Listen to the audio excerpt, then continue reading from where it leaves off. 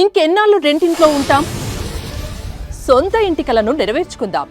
Suman TV biggest property expo October 18th, 19th HSCC Novotel Hyderabad. ఇప్పుడే free entry కోసం call చేయండి. అంటే మీరు మ్యూజిక్ డైరెక్టర్గా మారడానికి అంటే మీరు చాలా బిజీగా ఉన్నారు. గిటార్ మీ దీంతో మీరు 28 మంది మ్యూజిక్ డైరెక్టర్లతో అసలు టైం లేనంత బిజీగా ఉన్నారు మీరు. అలా ఇండిపెండెన్స్ ఆ స్వేచ్ఛను అనుభవించారు, ఆనందంగా హ్యాపీగా ఉన్నారు, డబ్బులు వస్తున్నా హ్యాపీగా ఉన్నారు. సో మీరు మ్యూజిక్ డైరెక్టర్ కావటంలో చిరంజీవి గారు, విజయబాపినీయుడు, అల్లు అరవింద్ గారు వీళ్ళే ప్రభావం ఉందంటారా ఎక్కువ? వాళ్ళే చేశారు. బాపినీయుడు గారు ఇష్టపడ్డారండి, వీళ్ళిద్దరు ఒప్పుకున్నారు. లేదా నాకు వాసు తెలుసు, యాక్టివ్గా ఉంటాడు. ఆయనకి మెయిన్గా గ్యాంగ్ లీడర్ రికార్డింగ్ చాలా బాగా నచ్చిపోయింది చిరంజీవి గారికి. అదంతా మీ జరిగింది కదా, మీ రికార్డింగ్? ఫుల్ రికార్డింగ్ నేనే. అన్ని ఆ 3 సినిమాలు, రౌడీ అల్లుడు, అవి ఇవి అన్ని సినిమాలు, గ్యాంగ్ లీడరు అన్నిట్లో అప్పుడు నేను ప్రూవ్డ్ అనమాట. అదే పైన పాపం ఏదో ఒక ఎక్కడో మ్యారేజ్ ప్రోగ్రాంలో పెళ్లిలో కలిసాం. నేను దగ్గరికి వెళ్ళా, చిరంజీవి గారు అప్పటికే అందరూ జనం ఆయనతో ఉన్నారు, నేను దూరంగా ఎక్కడ నించాను. నా పాటికి నేను మిగతా వాళ్ళతో మాట్లాడుతూ ఉంటే మా మ్యూజిక్ డైరెక్టర్స్ వాళ్ళతో అక్కడి నుంచి వచ్చారు. ఆయన వచ్చి వాసు అని వాటేసుకొని సినిమాని ఎక్కడికి తీసుకెళ్లారో వాసురావు గారు మీరు, పాప very nice your music. Recording చాలా హెల్ప్ చేసింది గ్యాంగ్ లీడర్కి నాకు. కీప్ ఇట్ అప్ అన్నారు. తర్వాత నేను ఒక మైకేల్ జాక్సన్ వాళ్ళది బ్రేక్ డాన్స్ ఉంటుంది, జిమ్ టాక్ టాక్ జిమ్ టాక్ అని, అది బ్రేక్ అనేవారు. అప్పుడు డుప్ డుప్ అని డిస్కో వచ్చేది, జిమ్ టాక్ టాక్ జిమ్ టాక్ అంటే అది బ్రేక్ సాంగ్. మైకేల్ జాక్సన్ ఎక్కువ ఆడేవాడు. అది పెట్టుకొని నేను తందనానన్న తనానన్న తందనానన్న జిమ్ టాక్ టాక్ జిమ్ టాక్ అని, అది పంచదార చిలక పదారన వేలక అని, అలక అని శాస్త్రి గారు వచ్చిన కొత్తలో, సిరివెన్నెల గ్రేట్ సిరివెన్నెల శాస్త్రి వచ్చిన కొత్తలో అనమాట. ఆయన రాశాడు ఆ పాట. అది పెద్ద హిట్ అయింది. డబ్బు ఎవరికి చేదు అని చిన్న సినిమా అది. అది రాజేంద్ర ప్రసాద్, చిరంజీవి గారు, రాజేంద్ర ప్రసాద్ గారు వాళ్ళంతా రూమ్మేట్స్, బాగా ఫ్రెండ్స్. అవును. చిరంజీవి నేను పాట చేశాడు, రాజేశ్వరరావు గారు అబ్బాయి వాసు అంటే అతను గిటార్ వాయిస్తాడు కదా, అవును చేశాడు, భలే ఉందంటే ఆయన నుండు టేప్ రికార్డ్ అంతా వద్దు. అప్పుడు వాక్మెన్ కూడా రాలేదు. ఆయన కార్లో మంచి సిస్టమ్ ఉండేది. చిరంజీవి గారి మ్యూజిక్ భలే టేస్ట్ ఆయన. మంచి సిస్టంలో వేసి వినపడగానే ఎంత బాగుందని అప్పుడు ఆయన అన్నారు, ఇంతవరకు ఎప్పుడు చేయలేదు, ఇంత చిన్న సినిమాకి ఇంత మంచి పాట ఇచ్చాడు, భలే ఉంది అది ఇదని అని చెప్పి ఆ పాటకి నన్ను మెచ్చుకున్నారు. సో అవన్నీ కలిసి ధైర్యంగా నన్ను ఒప్పుకున్నారు. ఆ పెళ్ళిలో అన్నారు, పెళ్లి గురించి దగ్గరకు వచ్చారన్నారు కదా, దగ్గరకు వచ్చి చెప్పారు రాయలంగా, ఇదే గ్యాంగ్ లీడర్ రికార్డింగ్ చాలా ఎలివేట్ చేసింది అని అప్పుడు చెప్పారనమాట. ఇప్పుడు నాకు నచ్చిన పాటలు అన్నారు కదా, అందులో బాలు గారు పాడిన పాటలు ఇది కూడా పెద్ద హిట్ సాంగ్ ఇది ఒకటి.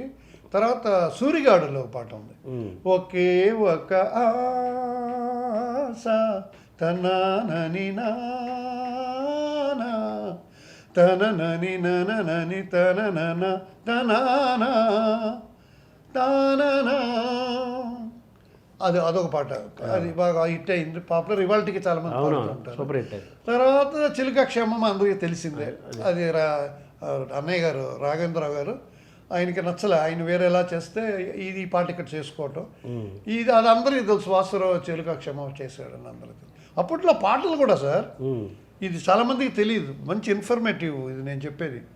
చిరంజీవి గారు లాస్ట్కి ఇంకా బిజీ అయిపోయిన టైంలో ఆయన కవులు ఎక్కువ అయిపోయారు. రామలింగ శాస్త్రి గారు, భువనచంద్ర వీళ్ళు, తర్వాత వెన్నెలకంటి గారు, మన ఈయన శాస్త్రి గారు, వీళ్ళందరూ ఉండగానే అందరితో ఒక్కొక్క పాట రాయించి ఎవరిది బాగుంటే లేకపోతే ఇందులోకి అందరికి డబ్బు ఇచ్చేసేవారు. ఇచ్చి కొన్ని లైన్లు తీసుకుని పెట్టుకునేవారు. అలా కొన్నాళ్ళు నడిచింది. గ్యాంగ్ లీడర్ కూడా అలాగే నడిచింది. నాకు వెళ్ళేటప్పుడు క్యాష్ ఇచ్చారు. అప్పట్లో ఏదో కొన్ని లక్షలు ఏదో క్యాష్ ఇచ్చి అక్కడ పేమెంట్ ఇవ్వాలి కదా, మీరు తీసుకెళ్ళి ఇచ్చేసండి సార్ అది. ఓకే సార్ ఇవ్వండి. దాంతోపాటు సాంగ్ ఫైల్స్ ఇచ్చారు. సార్ ఇందులో 4 రాశారు సార్ పాటలు, అది మీరు ఏది బాగుంటే మీరు సెలెక్ట్ చేసి, మేము ఓకే సార్, హీరో గారు ఓకే చేశారు, మీకు కూడా ఏది బాగుంటుందో అనేది మీరు ఆలోచన. నేను ఒకే మాట చెప్పాను. సాంగ్ పేపర్ మీద ఎవరు రాశారని పేర్లు కొట్టేయండి. వేటూరు గారి పేరు చూశాను అనుకోండి, నేను సాంగ్ మళ్ళీ పేపర్ మనసు మీద. మళ్ళీ వేటూరు గారి పేరు చూసిన తర్వాత ఇంకా మిగతా కవుల మీద ఉండదు మాకు. అబ్బో వేటూరు గారిని మనం రిజెక్ట్ చేస్తామా అని, ఇదే బాగుంది అనేస్తాం. లేకపోతే శాస్త్రి గారు రాసిన బట్టి ఇదండి. అలాగే అందరూ ఇచ్చారండి నాకు. చూశాను, ఒకటి చూశాను, టప్పు టప్పు టప్పు హోరి కన్యాకుమారి, అదే ఇది బాగుందే, కొత్తతనంగా ఉంటుంది చిరంజీవి గారికి అని ఇది తీసి పెట్టేశాను. నెక్స్ట్ ఇంకా కొందరు మామూలుగా ఉంది, వాన వాన వెల్లువాయే అన్నారు. అరే ఈ పాట బాగుందే అని తీసిపెట్టి, అన్నీ తీసిపెట్టి ఓకే చేస్తే అన్ని భువనచంద్ర రాశారు. ఆయనే నన్ను అడుక్కోలేదు. భువనచంద్ర గారు ఆయన అసినట్టు మీ అనేది మీకే అసలు సంబంధం లేదు. ఫస్ట్ సాంగ్ నా దగ్గర నేనే ఇచ్చాను. ఆయన ఇంట్లో ఉండేవారు, ఆయన ఐఏఎఫ్ ఇండియన్ ఎయిర్ ఫోర్స్. అందులోంచి వచ్చి భయ్యా నా కెరియర్ నా ఫ్యూచర్ మీ చేతిలో ఉంది అంటే, నిజంగా మీ చేతి నా చేతిలో లేదు, మీ చేతిలో ఉంది, మీరు బాగా రాయండి, మీరు బాగా రాయండి, మీరు బాగా రాస్తే నాకేముంది సార్. అయితే నేను మీరు ఇంత ఇదిగా అడిగారు కాబట్టి అప్పుడు ఈయన కూడా స్టార్ట్ చేశాడు. ఈయన ఒక టైప్ మన విజయబాబు గారు, ఒక పెద్ద ఫ్లాట్, 4 బెడ్రూమ్ల ఫ్లాట్, ఒక రూమ్ నాకు, 3 కవులు రామలింగ శాస్త్రి గారితోనూ రాయించాడు. జొన్నవతుల రామలింగ శాస్త్రి గారు ఆయనతోనూ రాయించారు. ఇక్కడ వీళ్ళు రాస్తున్నారు.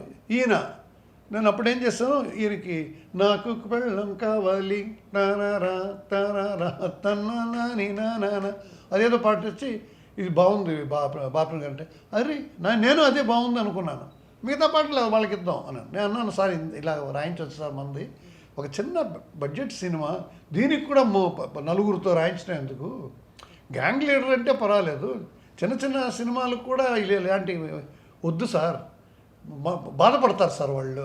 అప్పటి నుంచి మానేశారు బాపినాయుడు గారు. బాపినాయుడు గారికి తర్వాత కంటిన్యూగా భువనచంద్ర రాశారు, ఆయన రాశారు. బాపినాయుడు గారికి ఎందుకు మీరంటే అంత ఇష్టం? ఆయన 1980 సార్, 1980 నుంచి నన్ను సినిమా చేయమని అడిగేవారు సార్. మీకు తెలుసు 1980లో ఇంకెంత బిజీ అవ్వలేదు నేను, నాకు మ్యారేజ్ కూడా అవ్వలేదు అప్పుడు. 82లోనే మ్యారేజ్. 80లో ఇంకా మ్యూజిక్ దగ్గర వాయించాను. అప్పుడు బాంబేకి వెళ్ళి కూడా వాయించి వచ్చేవాడిని, పిలుపుచుకునేవాళ్ళు. ఆ ఇన్స్ట్రుమెంట్ ఏదో నేను స్పెషలైజ్ చేశాను, అందుకని మెడ్రాస్కి వస్తే ఆర్డి బర్మన్ గారి దగ్గర వాయించాను. లక్ష్మీకాంత్ పేర్లాలు మెడ్రాస్కి వస్తే వాళ్ళకి అసిస్టెంట్గా ఉండేవాడిని, గిటార్ వాయించేవాడిని. ఆఖరి రాస్తే అది కూడా నేను ఆ సినిమాకి పనిచేశాను. సో అలా బాపినాయుడు గారికి ఇష్టం. అవన్నీ చూసి ఆయన మామూలుగానే ఎవరన్నా కొత్త వాళ్ళని తీసుకురావాలని చేస్తూ ఉండేవాడు అనమాట. మీకు చూడండి, ఆయన మీరు సినిమాల్లో చాలా సినిమాలు, కొంగుముడి ఆ సినిమాల్లో ఈ extra characters, father character, brother character, అవన్నీ కన్నడ నుంచి మలయాళం నుంచి తీసుకొచ్చి ఇచ్చేవాళ్ళు. రొటీన్గా మన కాకరాల గారు, సుబ్బరాయ శర్మ గారు అలా ఉండరు అనమాట. కొత్తదనం ఏదో ఆయన ఒక టైప్ అనమాట. అలా మీరు అది నా దగ్గర ఆయన కనిపెట్టాడు. నాకేంటంటే భయము లేదు, ఇష్టము లేదు. నేను హాయిగా ఏదో వాయించుకుంటున్నాను, మంచి రిలేషన్షిప్. చక్రవర్తి గారు తమ్ముడేను.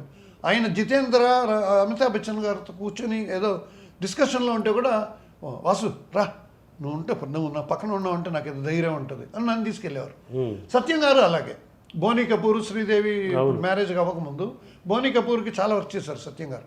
ఆయన కూడా, వాసు నువ్వు ఉండవయా, నా పక్కన ఉండవయా, నువ్వు వాళ్ళు ఒకసారి ఏదో మాట్లాడితే ఏం చెప్పాలో, రిప్లై ఏం ఇవ్వాలో నువ్వు చెప్తావు కదా, నువ్వు అధిక ప్రసంగం అయినా మంచోడివి, నువ్వు మళ్ళీ అయితే ఫిట్టింగ్ ఒక టైప్ అయినా, నువ్వు అధిక ప్రసంగం బట్టి నువ్వు మంచోడివి, నువ్వు కరెక్ట్ అయినా చెప్తావు. అలాగా రమేష్ నాయుడు గారు అయితే, నేను ఒకరోజు రికార్డింగ్ బిజీ అయిపోయి, ఆయన పాట కూడా నాకు తెలిసింది, మెలడీ పాట అని. జోరు మీదున్నావు తుమ్మెదా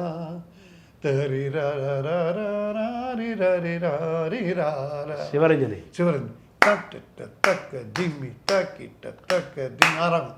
ఈ తాళం కష్టపడ్డ కదా సార్, ఈ పాట కొంచెం చాలా కష్టం.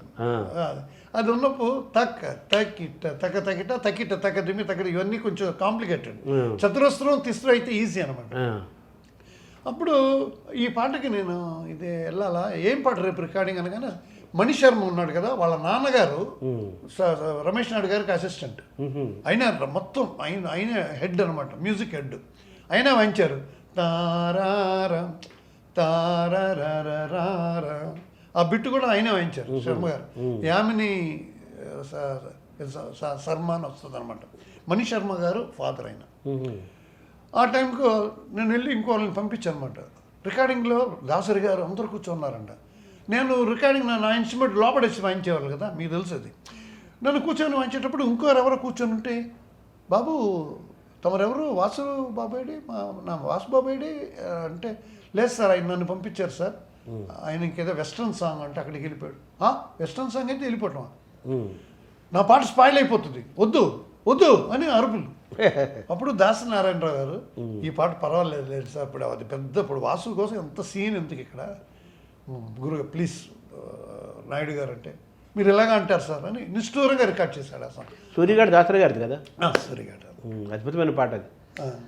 దాసరి గారు కూడా మిమ్మల్ని ఏరుకోరి తీసుకున్నట్టేనా?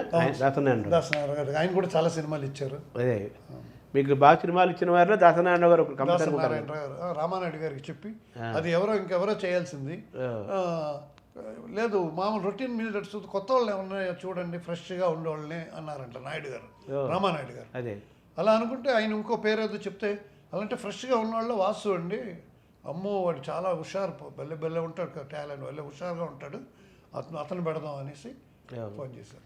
కానీ అది ఫుల్ మెలడీ కదా అది మీరు చెప్పింది. సూర్యగాడు ఆ పాట చాలా మంచి మెలడీ కదా.